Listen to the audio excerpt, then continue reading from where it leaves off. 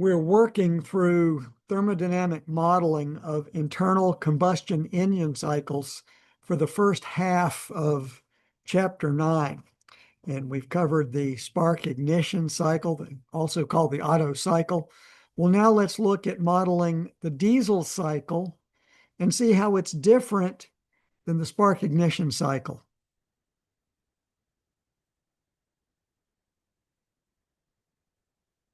So we're continuing on the first part of Chapter 9, where we're looking at quantifying the performance of various internal combustion engine models and how they would compare with respect to thermal efficiency and mean effective pressure. So let's look at the diesel cycle. So I want to do a real quick crash course on how's a diesel engine different than the spark ignition engine. And then I'd like to work you through, not with number crunching, but just in general, what are the fundamentals associated with analyzing the diesel cycle? Well, these two engines certainly look different, and we've already covered that, well, this is going to be a V8 engine that runs on the spark ignition cycle, and this inline engine, also piston and cylinder model, is reflective of the diesel engine. So how are they similar? Well, of course, the objective of these internal combustion engines and what we commonly are expected to be able to do is quantify the thermal efficiency of each cycle given certain operating parameters, and also determine the mean effective pressure. In other words, and that helps us quantify the net work, kilojoules per kilogram, or BTUs per pound mass, based on a certain engine size. So the devil's in the details. It looks easy. You've really gotten a lot of experience on determining the thermal efficiency of a cycle, W net over QH, and then the mean effective pressure, the net work divided by the displacement volume. Let's look at some characteristics of the diesel cycle. What kind of fuel do we have? Well, not gasoline, but basically diesel fuel. Everybody's familiar with that. Some folks may be surprised that there are no spark plugs associated with the diesel engine. And that's the reason is that we can compress the fuel and air mixture to such a high pressure in a diesel engine that a spark plug is not needed to begin the combustion process. The combination of pressure and temperature are enough to ignite the fuel and air. Now, there is something different here, is the combustion speed. Do you recall that in the Otto cycle with the spark plug, we said we've got instantaneous combustion, instantaneous heat addition? Well, for the diesel cycle, I'd say not the compression ignition process, not quite as fast. And so I would characterize the combustion speed in our diesel engine model to be slower than instantaneous. And you're going to see then the way we model that for thermodynamics. And the heat addition model is considered to be a constant pressure process while the piston is moving relative to the cylinder. And that's going to be the big difference in our thermodynamic model of the diesel cycle compared to the Otto cycle.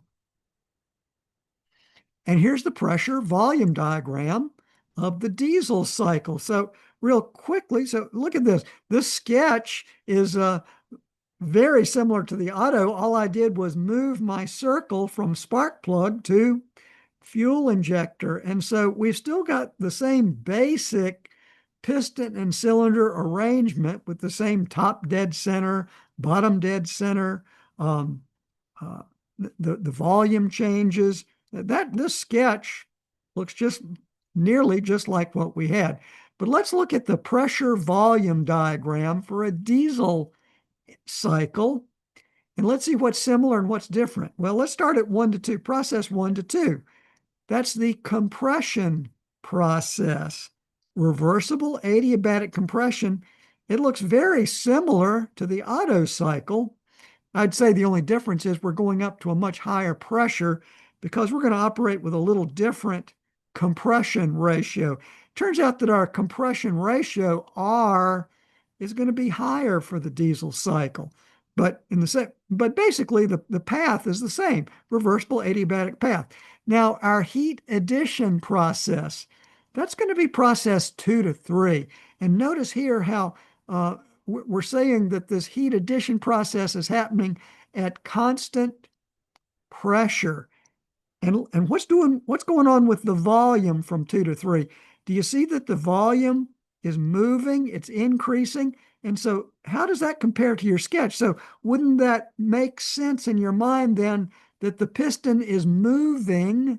In other words, the piston is moving from top dead center towards bottom dead center, starting to move as the heat addition process is happening. Thus, we have constant pressure heat addition. Process 3 to 4. Wow, very similar. Reversible adiabatic or isentropic expansion. That's our power stroke. Okay, similar to the spark ignition system. And then finally, heat rejection, the same idea. Instead of opening a valve and exhausting the air, the exhaust products, we're simply going to model our thermodynamic cycle as constant volume heat rejection. And in your computations, you're not even going to have to worry about this process 4 to 1. So similarly, the compression ratio, R, is the maximum volume, V1, divided by the minimum volume, V2. We've got another piece of nomenclature to worry about, another definition called the cutoff ratio for a diesel engine. And that's R sub C. Now here's the definition, R sub C. I've clipped this right out of your textbook. That's simply going to be V3.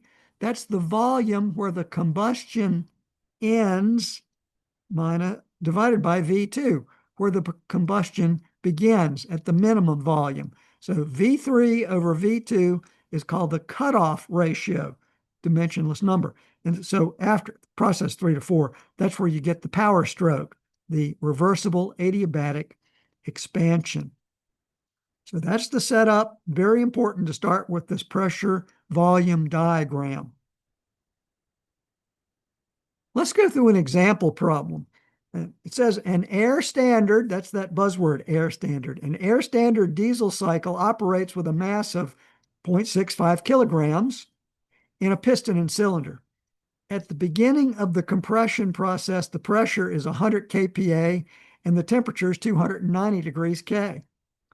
The compression ratio, that's Vmax over Vmin, is 16, typically higher than an Otto cycle. The maximum temperature in the cycle is 2200 degrees K. And determine the standard things that you typically need to determine for an internal combustion engine. So let's work through. Let's see how you'd set up. Let's see how you would plan your work and then analyze each process in sequence.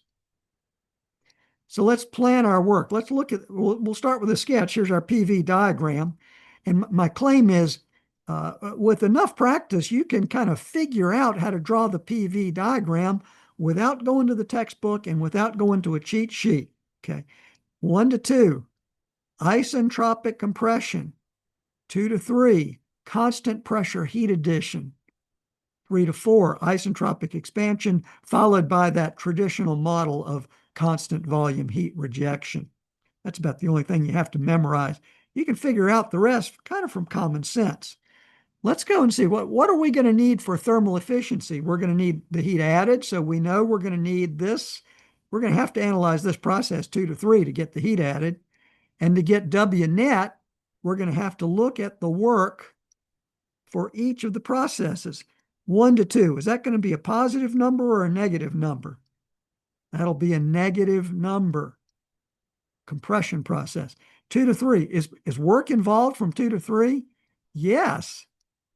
Very simple to calculate, isn't it? Integral PDV, well, we've got constant pressure, so the work is going to be positive for process 2 to 3, and it's going to be P2 times V3 minus V2, area of a rectangle. And then finally, 3 to 4, that's going to be the work done during the power stroke. So Let's see, how many places do we have to calculate work for this diesel cycle? We've got work is involved here, one. Work is involved here, second process, and work is involved here, third process. So we've got to worry about three processes to analyze to get W net. Once we've got W net and QH, we've got the thermal efficiency, and then we've got W net and the change in volume, V max minus V min. That'll give us the mean effective pressure. So that's sort of our plan ahead. Well, where do we start? It's the same idea as studying the Otto cycle. You study what information you're given, and you'll discover that P1, the mass, R, and T1, they're all either given or available. So you can immediately calculate V1 using the ideal gas equation of state. That's where you start. Once you've drawn your sketch of the diesel cycle, you start at state one. So to calculate V1 is MRT1 over P1. Got it. Pretty standard. How many times have you used the ideal gas equation of state to find an unknown? A lot of times. The next thing we'll do is determine the displacement volume. Okay. V1 minus V2. That's the displacement volume, max minus min. Well, let's see. What's given in the problem is the compression ratio. That's given. And so V2 is simply going to be 1/16 of V1. So V2 is simply V1 divided by R, compression ratio. So that becomes pretty easy. So the displacement volume, that's an easy next step. So you've got 1, 2, 3, 4. You're 20% of the way through. The next thing is we're planning ahead for process 1 to, we're going to analyze process 1 to 2. Once we've got our state V1 and we have V2, we're going to analyze this isentropic process 1 to 2. We just got our volume ratios, didn't it? That was given. Okay. So we're given in our assignment, we need to have an air standard analysis. So we remember for a reversible adiabatic isentropic relationship, V2 over V1 equals VR2 over VR1. Wow. Well, we have T1. So we can go to table A22 and look up VR1. So it's some number. VR1 is just some number. So we can solve for VR2 for this isentropic process. Well, if we've got VR2, we can go back and we can back calculate or interpolate for both T2 and U2. So we solve for VR2 in order to find T2 and U2. Okay, great. So we've got U2. We also, I think, will look up U1, right? So once we're in table A22, we'll look up, since we have T1, we'll look up U1 as well, write that down. So now we're ready to write the first law for a closed system for process 1 to 2. It's isentropic, it's reversible and adiabatic. So let's see, Q from 1 to 2, well, that's 0, adiabatic, minus the work from 1 to 2, that's what we're trying to find, is equal to U2 minus U1. So we solve for the work from 1 to 2 is simply U1 minus U2, and we've got our number. Great. So now we're moving. Now we're moving ahead. We've got the work done from 1 to 2. It's going to be a negative number. So we need to find P2. Why do we need to find P2? Well, looking ahead, we need to find the work from 2 to 3. So we have to find what P2 is. All right. So let's see. We've got P1 V1 over T1 equals P2 V2 over T2 because it's a closed system. It's a fixed mass. So this is sort of a restatement of the ideal gas equation of state, isn't it? And let's see, V2 and V1 are both known. And we just found T2. T1 is given, so we can solve for P2. So P2 is simply MRT2 over V2. Okay. Either way, so these are two identical methods for solving for P2. Either way works. That's up to you.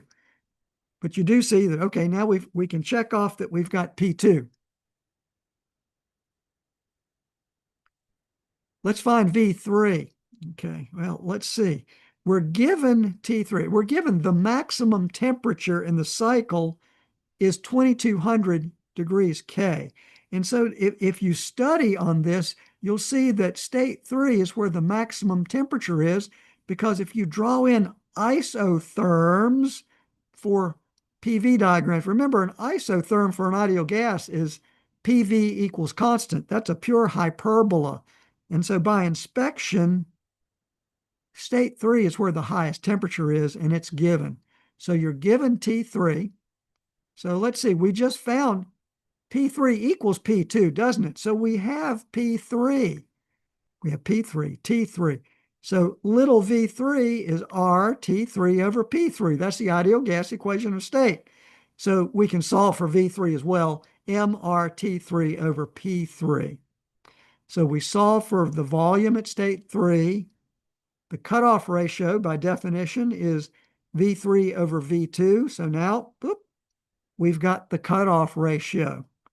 And also, do you see now that we have V3 and V2 and P2 equals P3, you can calculate the work from 2 to 3. And there it is. It's that rectangle. So the work from 2 to 3 is simply the integral of P dV, and I've written out here, so little w is P3 times little v3 minus little v2. That's going to be bigger than 0. We're integrating left to right. And so the work out in kilojoules is going to be the mass times P3 times the quantity little v3 minus little v2.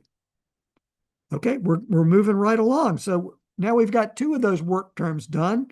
We now have to work on this work term from 3 to 4. Let's see, how will we do that before we go to the next slide? How can the first law help us? I think it can, because 3 to 4 is reversible and adiabatic. Adiabatic, okay. And so let's see, the work Q, 0, minus W, 3 to 4, equals U4 minus U3. We're going to have to find T4. Okay, we're going to have to find T4 before we get the work. Oh gosh, I just forgot something, didn't I, in our analysis? We need to find the heat added in state 2 to 3. Wow, I totally forgot that. Well, how are we going to find the heat added in process 2 to 3? We just found the work. We just found the work. Okay, so we can write the first law, Q from 2 to 3 minus the work from 2 to 3, just found it, equals U3 minus U2. Well, we've got T3, that was given. We found T2 using the ideal gas equation of state, and so we can look up both U3 and U2 in table A22. So that's the way we'll use the first law to solve for the heat added 2 to 3. That's QH. Okay, I got a little off track in my solution, didn't I? So now we're going to go back and we're going to look at isentropic process 3 to 4 and realize that looking ahead, we've got to use the first law for process 3 to 4. So we need to find out U4. We need to find out the temperature T4. And so I see I've made a mistake in my notes here for this problem. Well, let's see. How are we going to get T4? We know V4. Yes, that's V1. And we solve for V3. Okay. And I see here it says R is given. That's not correct. The compression ratio is V1 over V2. So this is not, that's not correct. Okay, so you're going to need to correct that. But so we're going to look up VR3. We have T3, so we're going to look up VR3.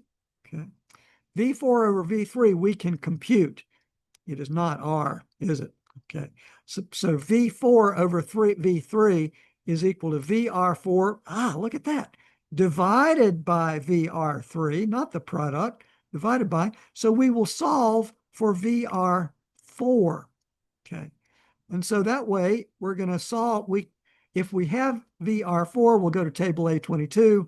We're going to back calculate for T4 and U4, not H4, because we need U4 for the first law, closed system.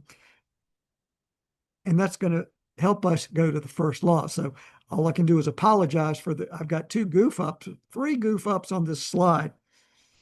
V4 over V3 is not R. We have it from previous work. I've got to divide VR4 over VR3, another blunder. And also we're looking for T4 and U4, not H4. Looks like I corrected myself in this slide. We're going to apply the first law for a closed system, process 3 to 4 to find the work. So U1 is already known.